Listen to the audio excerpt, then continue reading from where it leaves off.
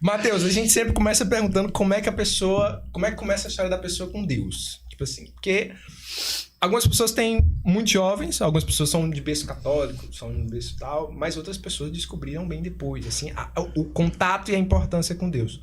Como é que começou o teu? Onde foi que tu descobriu assim, caramba, Deus de fato é algo que é indispensável na minha vida? E aonde começou a história com São José Maria Escrivá? Como é que começa? Legal que foi em 2 momentos bem diferentes, assim. Legal. Mas esse caminhar de...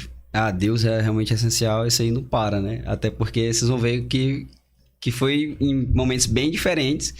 E as duas coisas, eu entrar na igreja, né? Realmente ser católico praticante, como fala. Porque isso não existe, a gente sabe que isso existe. Todo católico é católico é praticante. Mas enfim, pra galera entender isso.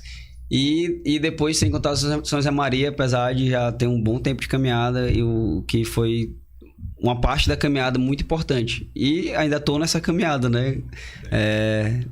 Pra quem, uma curiosidade aí, eu não sou santo, tá? Então... Ainda não estamos aqui entre os santos. Vamos cancelar o Matheus, que a gente pensa que não. Então, a caminhada tem muito chão. Espero que eu converta rápido, né? Há tempo, mas enfim. Como que eu conheci Deus, assim, e comecei a me relacionar melhor com Deus? Foi através dos meus pais. Meus pais não... diziam católicos, né? Católico de BGE, quando chamam também. E eles me tiveram, assim, meio na contramão, né? Não queria, naquele namorinho e tal. Meu pai é 5 anos mais novo que minha mãe. E aí, tanto que quando eu nasci, minha mãe me criava na casa dos pais dela, dos meus avós maternos. E aí depois meus pais foram morar juntos. E aí beleza, viviam ali, não tinham pretensão nenhuma de casar, nem na religioso, nem no civil, porque não sabiam da importância. E um dia um casal de amigos deles, que a gente considera da família, né? Inclusive a família é um casal que tem 10 filhos. Uau! Aí, 5 homens e 5 mulheres, assim. Não, e ainda é bem organizado. Bem organizado. Foi... Aí um dia anunciou Jesus Cristo pra eles e tal, e apresentou a igreja, e eles entraram na comunidade da igreja que se chama Caminho Neocatecumenal, não sei se vocês conhecem. Já ouvi falar. E aí tem umas catequeses, né? E aí você começa entra numa comunidade e aí, enfim, como o nome fala caminho, você vai tendo uma caminhada espiritual, uma jornada espiritual. E aí, enfim, depois disso eles descobriram e entenderam a importância. Aí falei, caramba, como é que a gente tava o tempo todo aqui, mas não sabia, né? Tava meio que na ignorância ali. E aí foi que eles foram casar. Tanto que foi tão depois que eu entrei com minha mãe na igreja. Meu avô paterno tinha falecido já. E aí eu que entrei com ela, né? Eu já tinha, se eu não me engano, 12 ou 13 anos. E meu irmão do meio entrou com as alianças. Já tinha outro filho. Massa. Enfim, aí foi aí que eu também entrei. Então eu tinha 12 anos, aí eu entrei na minha comunidade, no caminho também, com 14 anos, que a partir dos 14 anos você faz as catequeses. E aí desde então, eu já tinha essa formação dentro da igreja desde muito cedo, graças a Deus, né? Não deu tempo de se perder, assim, totalmente, né? Aí... Sim, enfim, aí... Não, pergunta que eu queria perguntar. Não, era que eu ia perguntar sobre a comunidade neocatecumenal. Uhum. Na minha cabeça era o processo, mas é uma comunidade mesmo, tipo, o nome da comunidade como é que funciona? Você tem as catequeses, aqui em Teresina tem, mas isso é pouco, e eu não sei te dizer... Pronto, legal, eu morava em Caxias. Eu sou de Caxias e morava lá, eu vim pra cá com 17 anos na faculdade. Ah, tá. Legal. Que não foi educação física, foi engenharia mecânica. Aí a gente pode falar sobre isso aí depois. Vamos falar sobre o caminho não é tão diferente, né? Aí... A comunidade. Sim, lá. Aí você faz a catequese e você vive em comunidade. A ideia é viver como os primeiros cristãos, em pequenas comunidades que se ajudam ali e que tem uma caminhada espiritual. Você vai realmente amadurecendo na fé, né? E aí é uma caminhada que leva a vida inteira, né? Cara, então é como se fosse ali, não é ali a comunidade paroquial do bairro. Não, são pequenas comunidades, tipo, de 20, 30 pessoas ou menos. 15, 20. Mano. E ainda hoje isso E aí, tipo, tem várias comunidades. Tipo, lá em Caxias, né, que é bem mais forte do que aqui, lá eu acho que agora deve estar com umas 20 comunidades, talvez. Caramba. É muita coisa. A primeira comunidade é a comunidade que tem mais tempo de caminhada, né, tempo de caminho, então tá mais à frente, assim.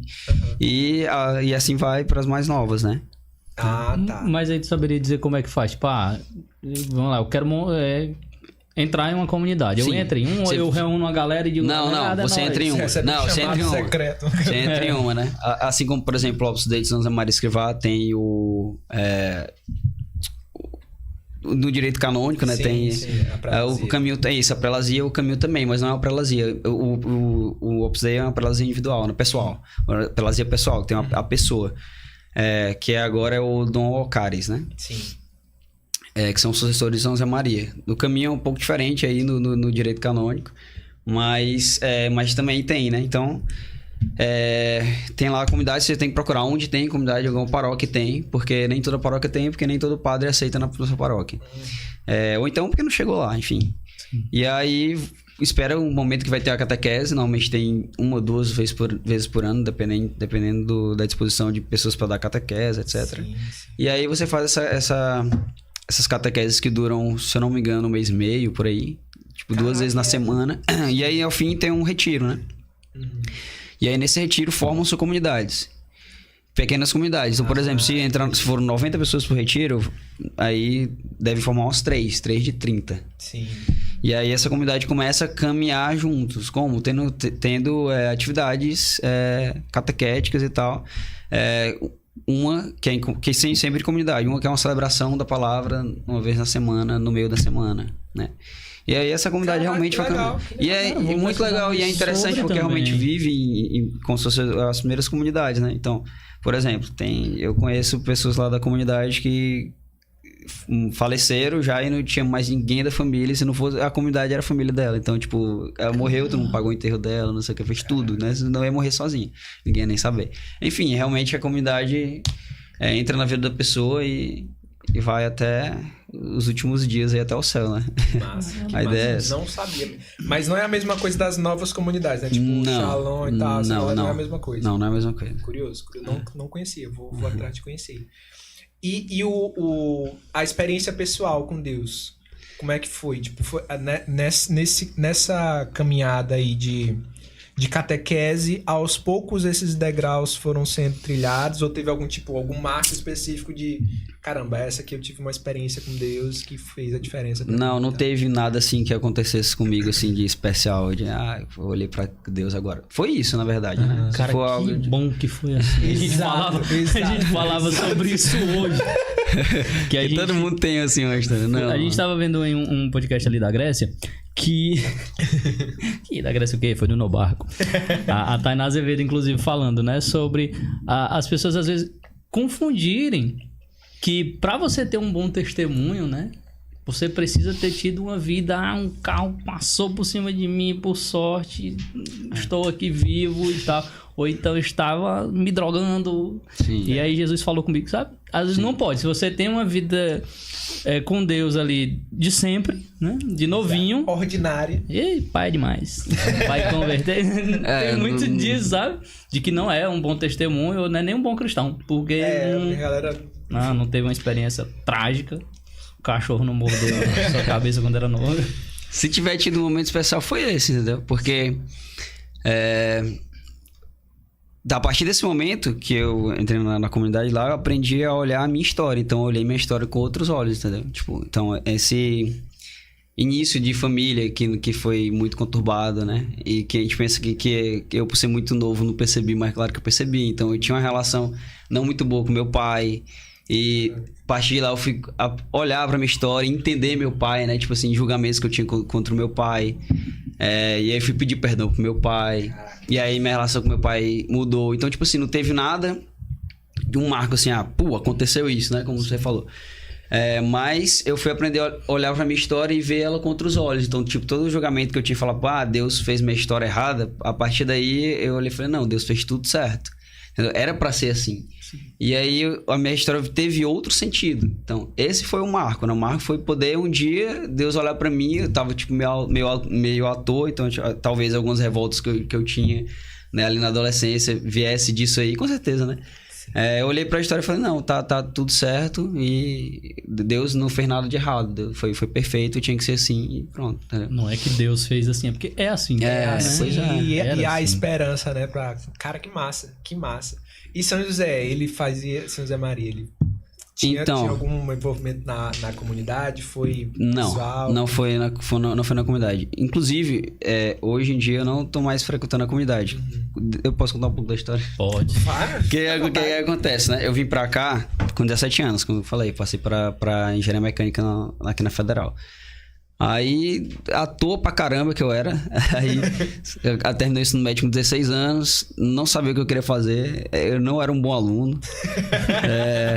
Tipo, nunca reprovei nem nada, mas não era um bom aluno.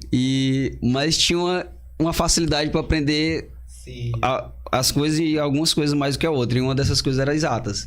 Então, tipo, no colégio, sempre eu tinha mais facilidade para aprender física, matemática. Era a disciplina que eu conseguia estudar na tarde anterior e tirar 10, né? Sim. Aí já história, geografia, biologia, eu tinha mais dificuldade. Não entra.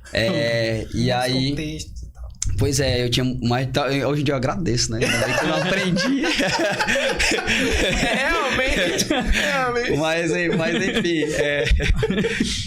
Aí na hora de escolher, eu falei, foi tipo assim, eita, tenho que escolher um curso. Eita, verdade, escolher um curso. Deixa eu ver o que eu vou fazer. Aí eu dei uma pesquisada lá no Google, aí tinha aqueles questionários e tal. Eu falei, cara, eu vou pra exatos porque é o que eu sei fazer, né? É o que eu tenho mais facilidade. E eu fui pra isso. Tem nada a ver. Até quando eu cheguei lá, na engenharia, é outra matemática, é outra física. Real. Nada a ver. Eu falei, caraca, aí lá eu vi que eu não tinha facilidade, era de nada. Pô, mas é real. O cara sempre, normalmente o cara vem ali até o ensino médio, vem muito do Dorma 2 é 4. Aí o cara chega na faculdade e aí o João e Maria tem 5 anos, calcula a massa do Sol, sabendo que um pedaço de arame tem 5 centímetros. Não vai! Você vai pegar cálculo na engenharia, aí você tá lá no colégio, é isso aí, né? 2 mais 2 é 4. Aí você chega lá, A mais B é quanto? Não era português que tinha letra. Não faz sentido. É outra parada, né? Enfim, aí, quando eu vim pra cá, eu vim nessa época aí, eu ia pra celebrações toda semana lá, com a minha comunidade, como eu falei pra vocês, era terça-feira. Aí eu ia de lotação, de ônibus, voltava de madrugada pra Teresina pra pegar aula no outro dia. E, inclusive, tem episódios que eu fui assaltado uma vez, levaram meu celular na rodoviária, botaram a arma em mim, levaram meu celular, então eu já passei meu perrengue. E aí sempre indo pra lá. Durante a faculdade. Aí eu fiz engenharia, fiz 6 semestres de engenharia. Desde do 4º período, eu acho. Vamos bateu na foi. Aí eu tava desde o 4º período, eu fiquei, cara, eu acho que não é isso que eu quero pra mim. Começou a bater aquela crise assim dos 20 anos. Foi quando eu fui instalar assim, eu falei, caraca, eu tô fazendo isso aqui, será que eu quero isso aqui? Será que eu me vejo trabalhando com isso aqui? Foi quando eu fui lerdo pra caramba. Aí eu comecei a ver, eu tive realmente uma crise assim nesses 20 anos. Eu falei que eu não sei fazer nada. Sabe aquele meu irmão, eu sou um merda. Só Aí eu, cara, não sei fazer nada, bicho. Aí me vi muito dependente, aí querendo fazer alguma coisa. Foi quando eu criei meu canal, inclusive. Eu falei, vou criar um canal, vou fazer alguma coisa. E aí eu sempre gostei de exercício físico, desde sempre. Então eu sempre fiz exercício físico. Fiz natação por 9 anos. Só não competia mais que meus pais nunca deixaram, né? Futebol, era doido de futebol. E até os meus professores queriam que eu fosse jogador. Pai, não vou mandar meu filho pra lugar nenhum. Então, tipo, eu não fui mais, assim, esporte que meu pai nunca deixou. Caralho, nem lá. Não vou. Falei, pai, deixa eu fazer teste dele. Eu vou mandar meu filho pro Rio de Janeiro pra ficar lá. Não vou nada. E ele também não ia, né? Não ia junto, enfim. Aí eu sempre gostei de esporte. Aí eu estava na musculação, sempre bem magrinho. Aí eu comecei a treinar musculação com 16 anos. Antes de passar no 3º ano do ensino médio. parei pra achar vestibular e voltei. E aí comecei a falar sobre esse físico lá. Aí nessa época, eu não falava sobre o que eu fazia, eu estudava. Aí nessa época eu treinava numa academia na rua da minha casa, que é ali lá perto da Federal, naqueles condomínios de Santa Mônica, Santa Marta, todo mundo conhece, né? Mas eu não morava lá, não, era no fundo, assim, na kitnet. Aí tinha uma Júnior Fortes bem naquela rua ali. Aí eu treinava lá, a minha madrinha pagava pra mim, era R$100, eu lembro, R$100 a mensalidade. Aí chegou um momento que ela passou a não pagar mais, eu não quis pedir, né? Eu falei, pô, eu não quero deixar de treinar. Aí eu ia pro setor de esporte da Federal e treinava com peso do corpo. Aí eu comecei a pesquisar no YouTube, treino com peso do corpo, barra fixa, não sei o quê. Aí eu conheci a calistenia, você já ouviu falar? Que é treino com... Inclusive, é assim que faz. É treino com peso do corpo. Aí eu começava a falar sobre isso lá. Falei, cara, tem uns canais legais aqui no YouTube. Eu aprendi com esses canais. Pô, porque eu consigo ensinar também. E aí... Eu sou bom, Aí eu comecei a ensinar, aí criei o canal, aí achei legal que tinha os vídeos davam certo lá. Caraca, a galera... Aí eu sei fazer uma coisa. Aí chegou um momento que eu ia pra biblioteca lá da Federal e pegava livro da educação física e não pegava mais da engenharia. Caraca, aí começou a bater a crise, assim, sabe? Eu falei, cara, não sei se eu sei isso aqui que eu quero. Comecei a gostar disso aqui, mas tinha um medo, né? Da mudança. Até que eu fui atrás de um estágio em alguma indústria de plástico que tem aqui. Aí entrevistou, foi eu mais alguns colegas de sala, né? Aí entrevistaram a gente lá muito rápido, muito prático. O cara não pegou nem currículo, nada. Perguntaram, você tá mexendo nessa máquina aqui? Sei não, nunca nem vi. Aí eu falei, cara, realmente eu não sei de nada. Será que eu vou trabalhar com isso aqui mesmo? Aí, pronto, passei alguns semestres, voltava pra Caxias nas férias e ficava sem saber se eu voltava, ou se eu mudava. Aí, até que passou alguns semestres, eu com essa crise, eu falei, rapaz, eu vou arriscar. Aí, fiz a matrícula no vestibular da Nova FAP para Educação Física. Aí passei, aí cheguei pro meu pai, passei, quero mudar. Aí o pai... Foi logo garantindo ali o... Aí o pai, tem certeza? Aí eu falei, tenho, pai. Já pensei, pois tá bom, então vamos mudar. Aí organizou as coisas e tal, e eu mudei. Aí não me arrependo não, até hoje, né? Nos primeiros períodos fiquei ali com aquela dúvida ainda. Aí tinha a promessa, assim, de ganhar dinheiro também, né? Depois que eu comecei a engrenar, que engrenei muito rápido, graças a Deus, na área. Eu não tive mais dúvidas não, né?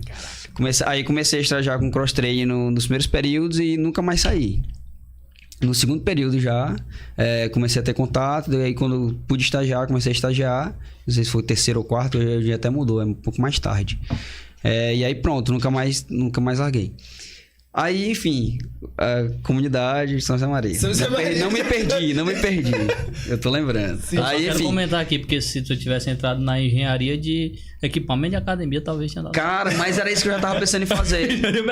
eu falei isso com alguém. Eu falei, cara, se eu tivesse me falando de engenharia, eu tenho certeza que eu tava fazendo máquina pra...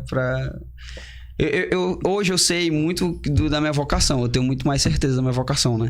Então eu sei que em qualquer área que eu tivesse, eu ia trabalhar com o que eu tô trabalhando. Sim. Então, tem um filósofo, José Ortega Gasset, que ele fala que o gênio é aquele que inventa sua própria profissão, né?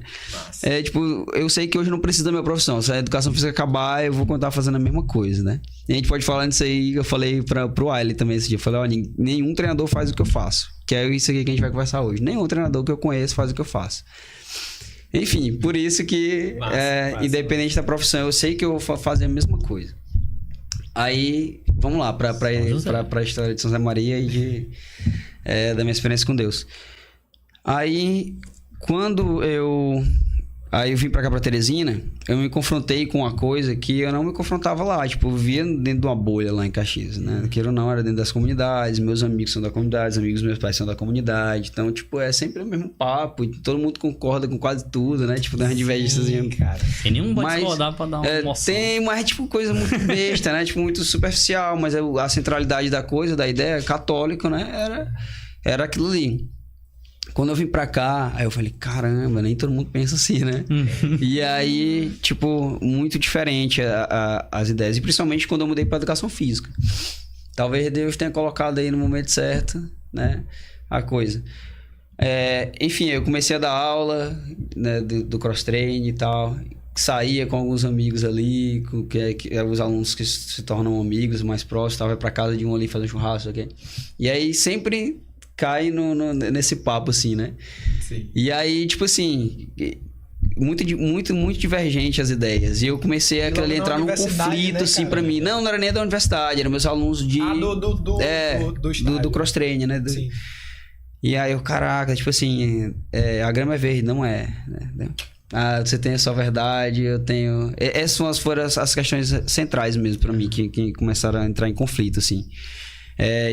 E eu bati a boca mesmo, tá. E aí eu chegava em casa mal, assim, pensa, cara, não é por aí. Isso me mexia muito, eu sofria com esse negócio, assim, né? Aí eu falei, cara, o que Deus quer de mim aqui, bicho? Deve ter alguma coisa. Me botou aqui sozinho, no meio, era sozinho. Por exemplo, imagina 20 pessoas assim na mesa e eu sozinho falando isso, todo mundo contra mim, assim, E eu, um moleque, velho, não sabia nem responder, né? Eu falei, poxa, ninguém entendia o que eu tava falando, eu não sabia como falar.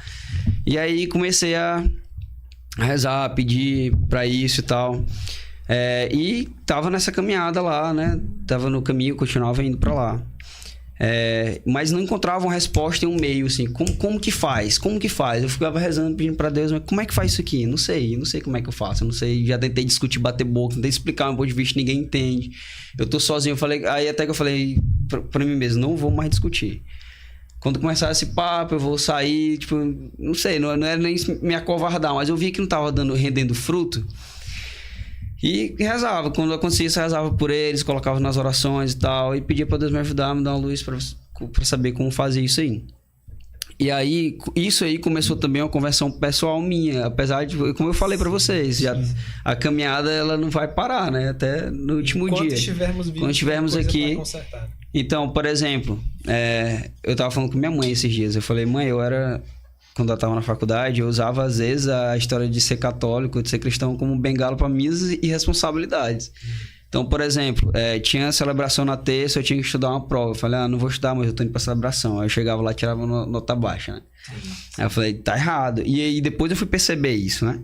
Fui perceber que eu fazia isso. Então, pra ver como é difícil a caminhada, né? Você tá lá e eu tava fazendo tudo errado, né? Eu falei, tá errado, né? Assim, eu tenho um bom cristão, tem que ser um bom estudante, tem que ser um bom profissional, tem que fazer as coisas, os deveres dele cotidianos, bem feito, né? E aí, enfim, comecei, falei, eu tenho que dar, antes de eu ficar batendo boca com a galera, eu tenho que buscar ser um bom cristão, um cristão de fato, né? E aí comecei a buscar fazer isso. Nesse meio, eu comprei um livro que chama Virtudes e Liderança, do Alexandre Rava. Que aí me chamou a atenção esse título, né? Não, eu sei onde foi que eu vi essa referência, lembrei agora. Assisti um vídeo do Padre Paulo Ricardo. Como eu ia pra Caxias, eu falei, eu ia de lotação de ônibus. Sim. Aí o meu pai me deu um carrinho. Mudou minha vida. Aí mudou minha vida. Aí quando eu ia pra celebração, era uma luta, pô. Eu tinha que sair bem antes, né? Se a celebração lá era 7h30, eu tinha que sair da aula, ou sair de onde eu tava, 4 horas da tarde. Caraca. Porque eu ia pegar ou mototáxi, ou ônibus, ou Uber. Ia chegar nos carros de lotação, esperar lotar o carro, sair. Aí ele chegava lá, às vezes pegava uma mercadoria que eu ia levar também, chegava lá, deixava não sei o que. Para eu chegar às 7h30 tinha que ser com muito tempo, umas 3 horas e meia de antecedência. Caraca. Então era uma função. E para voltar eu ficava muito cansado. Para voltar era a mesma coisa, né? Tanto é que uma vez eu fui assaltado voltando porque não tinha mais lotação, eu tive que voltar de ônibus, fiquei na rodoviária de madrugada, fui assaltado, enfim. Tretas. Quando eu ganhei meu carro, aí eu fui pra celebração, eu desci, entrei na garagem, entrei no carro, liguei o carro e eu pensei assim, tá bom, agora é só ligar. Só ir agora. Não, cadê, moço? Eu falei, não, tem alguma pegadinha aqui. Do nada, tem nada pra levar. Não tem ninguém pra passar uma prova. Caraca, né? Enfim. Aí, continuava, eu perdi onde é que eu tava falando. Tu ganhou o carro pra ficar indo pra lá e voltar. Sim, continuava indo, pronto, beleza. Aí, era esse o ponto do carro que eu ia falar. Eu baixava vídeos no YouTube, aulas, a maioria do Padre Paulo, pra eu ir escutando na estrada, às vezes eu ia sozinho de madrugada e tal, até pra eu ficar mais alerta assim, né? Aí eu ia escutando, aí o título dessa aula do Padre Paulo é O Líder Cristão, que eu já assisti essa aula já várias vezes. E aí, nessa aula, ele fala desse livro, Virtudes e Liderança. Eu falei, vou comprar esse livro. Aí eu lembro que esse livro chegou, eu dei uma folheada. Aí eu olhei assim, quero ler isso aqui agora não, que você quer mexer comigo. Aí guardei. Falei, não. Aí fugi do livro, deixei. Tempos depois, aconteceu tudo isso aí que eu tava falando pra vocês, né? A história tão assim, emaranhando aqui. Vai dar bom. Aí, tá dando pra dar o contexto aí. Pois é, aí peguei pra ler esse livro. Aí, quando eu li o livro, eu falei, cara, é isso, tá tudo aqui nesse livro, tá tudo aqui, é isso aqui que eu tenho que fazer, tá tudo aqui, ó, o segredo da fórmula, né? É só seguir o que tá aqui. Aí eu, caraca, tudo isso que eu vinha me questionando, como é que eu faço pra ser um bom cristão ali dentro do meu trabalho, não sei o que, pra levar as outras pessoas a ser luz, né? No mundo moderno. Porque a dificuldade é essa. Você olha, por exemplo, um santo de devoção que foi muito importante pra mim. O meu primeiro santo de devoção, eu não tinha santo de devoção, foi Santo Agostinho. Porque eu li as confissões de Santo Agostinho e eu chorava lendo as confissões. Por quê? Porque parece muito comigo. Pô. Todos os pecados que seduziam ali Santo Agostinho eram os mesmos pecados que me seduziam, né? E eu, caraca, eu tenho esse cara aqui passou pela mesma coisa que eu tô passando há tantos anos atrás. Mas, tipo assim, por mais de ser que fosse diferente, eu tenho me identificado, né? Que se fosse parecido, Santo Agostinho, que eu tenho me identificado, são épocas diferentes, a gente vive com coisas diferentes. Então, eu não sabia, lendo Santo Agostinho, como é que eu fazia na roda dos meus amigos, no meu trabalho. Imprimia que na realidade era uma outra... E aí, quando eu li esse livro, eu falei, pô, esse aqui é um cara que é vivo hoje e que tá me dando a tecnologia pra fazer um negócio, agora, no mundo de hoje. Eu falei, pô, não tá aqui, ainda na mão. E ele usava como referência muito São José Maria Escrivá. Inclusive, na contracapa do livro, tem um ponto de São José Maria Escrivá que é: não voes como aves de capoeira, se pode sobrevoar como as águias, né? Que é um dos primeiros pontos de caminho. E aí eu depois descobri que ele é membro da obra e tal. Aí São José Maria Escrivá ficou na minha cabeça. E aí comecei a ir atrás. Aí eu comprei o livro Caminho, porque tinha lá... Aí comecei a ler São José Maria. E São José Maria dialogava muito comigo ali. Falei, pô, é isso aqui. Então minha vida ficou muito mais fácil. Toda aquela crise que eu ficava, né, matutando na cabeça, ficou muito mais claro pra mim. Falei, é assim que tem que ser, né? Apesar de não ser rápido, né? No que eu, agora eu sei, sair conversando com todo mundo. Agora eu entendi. Agora tudo faz sentido. Agora eu vou fazer aqui um processo de pesquisar, galera. Mas assim... Pelo menos o caminho, eu falei, eu sei o caminho, eu vou seguir por aqui. E aí, nesse meio tempo aí, teve a pandemia, eu voltei pra Caxias, lá, fiquei lá, fui com meu irmão já tava morando aqui comigo, eu moro com meu irmão aqui, e aí a gente foi pra lá. Aí, nesse meio tempo ficou sem celebração lá na comunidade e tal, enfim. Aí um amigo meu, que foi meu aluno, que ele viu eu colocando algumas postagens e viu que eu era católico. Aí ele, de vez em quando, me chamava, bora ali, tem uma atividade ali e tal, católica e tal, bora lá. Eu só, não vai dar. Eu dizia que ia, na hora não ia, às vezes era por má vontade mesmo, às vezes não dava. Tinha dito não pra ele várias vezes, e ele é insistente. De vez em quando ele chegava, vai ter esse aqui, bora lá, vai ter esse aqui, bora lá. O Osíris, o nome dele. Tá morando em Fortaleza agora, casou, o filho dele nasceu esse risco, primeiro filho. Aí, na pandemia ele falou, Navarro, me ligou, posso te ligar, conversar contigo e tal. Aí ele ligou, falou comigo algumas coisas. Ele falou, tem aí falou do Opus Dei, São José Maria, tem um padre aqui, ele tava em Fortaleza, que é da obra e tal, e ele faz direção espiritual. E agora na pandemia ele tá fazendo videochamada. E aí ele tá com alguns horários vagos, eu lembrei de ti, tu não tem interesse em fazer não? Aí eu pensei, rapaz, já disse tanto não, pô, Osíris. Esse agora eu não posso recusar, pô. É aqui em casa, aqui sem fazer nada. Falei, não, beleza, vamos lá, vou aceitar. Aí comecei a fazer direção espiritual com o Padre Barreto. E aí foi o meu primeiro contato realmente com a obra, né? Com o Opus Dei. E aí, até hoje, eu faço direção espiritual com o Padre Barreto, né? Caraca, de 2020 legal, pra cá. E assim, mudou minha vida. E nesse meio tempo, aí eu voltei pra cá, pra Teresina, depois da pandemia. Na pandemia eu tava meio sem saber o que fazer, comecei a estudar pro vestibular de novo, queria fazer pra medicina. Aí quando voltei, vim terminar a faculdade, que eu não tava terminando, e aí comecei a estagiar, e abriu a possibilidade de abrir meu negócio, que era uma coisa que eu queria fazer. Aí aí abandonei a história de novo do vestibular, engrenei de novo na área, né? Me formei, comecei a trabalhar na área, abri meu negócio. E aí, depois que eu abri meu negócio, ficou muito mais difícil ir pra lá, né? Pra Caxias. Eu fiquei, poxa, né? E foi uma crise também, assim, né? Ter que abandonar e tal. E acabou que começou a ficar cada vez mais difícil eu ir. Já era difícil, mas aí ficou cada vez mais difícil. E aí, eu tenho uma noiva, né, que é a Thaís. E ela não era católica quando eu comecei a namorar com ela. E aí ela começou a se converter e tal. E aí...